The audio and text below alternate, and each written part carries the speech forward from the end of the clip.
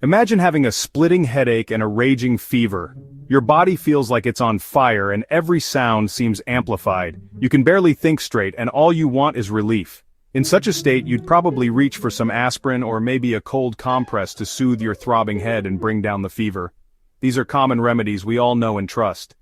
But now, imagine someone suggesting a guillotine as a cure. It sounds absurd, doesn't it? A device designed for execution being used as a medical treatment.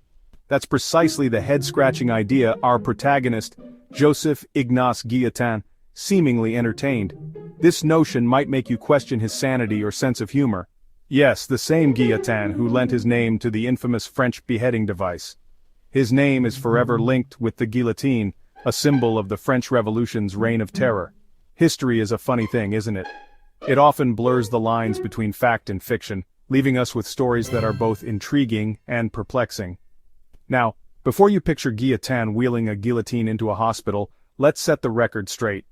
The idea of using a guillotine to cure a fever is more of a humorous anecdote than a historical fact. The story of him attempting to cure his fever with a date with Madame Guillotine is a popular anecdote, but its veracity is debated among historians. Some believe it was a satirical take on his association with the device. Regardless, it serves as a compelling entry point into the strange and often darkly humorous world of medical history. The tale of Guillotin and his namesake device reminds us of the bizarre and sometimes macabre twists in the history of medicine. From bloodletting to leeches, the medical practices of the past can seem quite outlandish to us today. Yet, they were the best solutions available at the time, much like our aspirin and cold compresses are today. So, next time you pop an aspirin for a headache, take a moment to appreciate the progress we've made in medical science. And remember, history is full of strange stories that make us grateful for modern medicine. To understand this quirky tale, we need to step back into the tumultuous era of the French Revolution.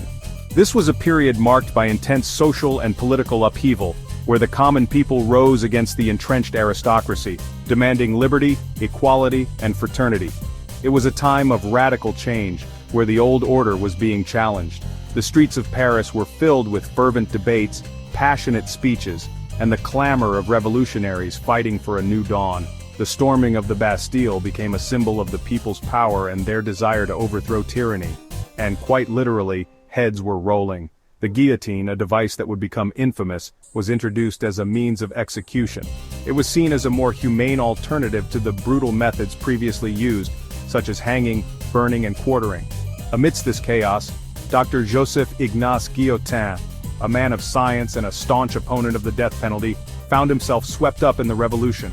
Despite his opposition to capital punishment, he believed that if it had to be done, it should be done swiftly and humanely. Guillotin believed that capital punishment should be swift and humane. He proposed the use of a device that would ensure a quick and painless death, minimizing the suffering of the condemned. His ideas were revolutionary in their own right, advocating for a more compassionate approach to justice. This was a stark contrast to the gruesome and often agonizing methods used at the time. Medieval execution methods were not only brutal, but also served as public spectacles meant to instill fear. Guillotin's proposal was a significant departure from these barbaric practices. He argued for a more egalitarian approach to executions. In his view, the method of execution should not vary based on one's social standing. Whether a noble or a commoner, everyone deserved the same treatment in death. Advocating for a device that would deliver a quick and painless death, regardless of social standing, Guillotin's vision was to create a more just and humane society. His invention, the guillotine, would go on to become a symbol of the revolution, embodying both its ideals and its excesses. Now back to our feverish tale. The story goes that Guillotin, suffering from a particularly nasty fever, proposed a rather unconventional cure, a swift and painless decapitation by his own invention. The logic, as the more outlandish versions of the story suggest, was that severing the head would instantly eliminate the fever, which, as we know now, resided not in the head alone but throughout the body. While this anecdote paints a colorful picture of Guillotin's eccentricities, it's crucial to remember that historical accounts are often a blend of fact and fiction.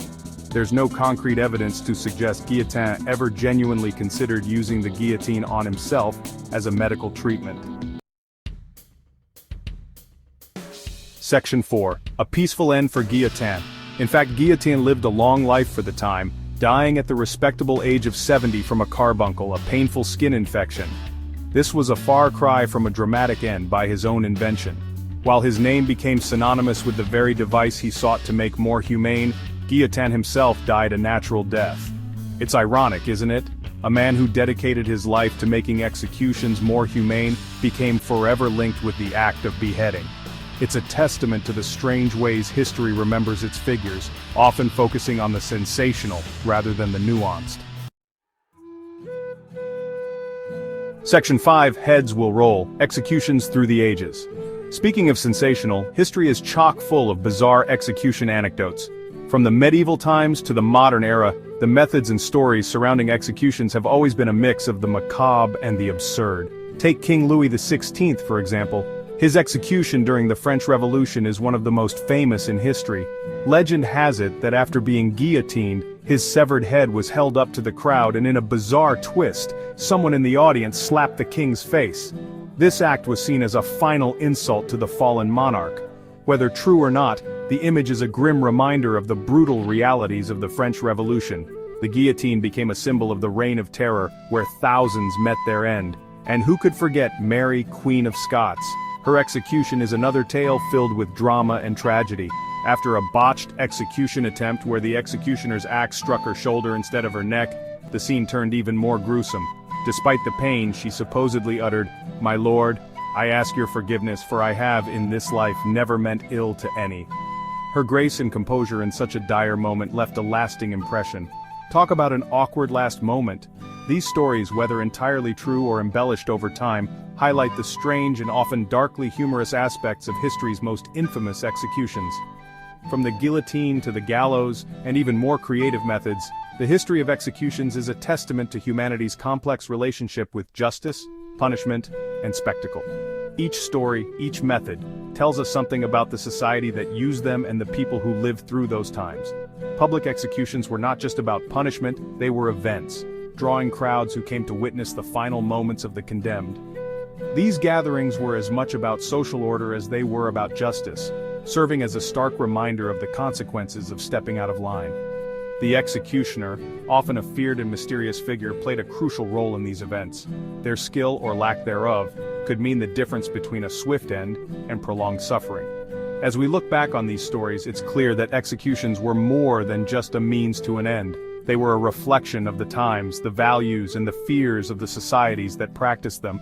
And while the methods may have changed, the fascination with these dark chapters of history remains.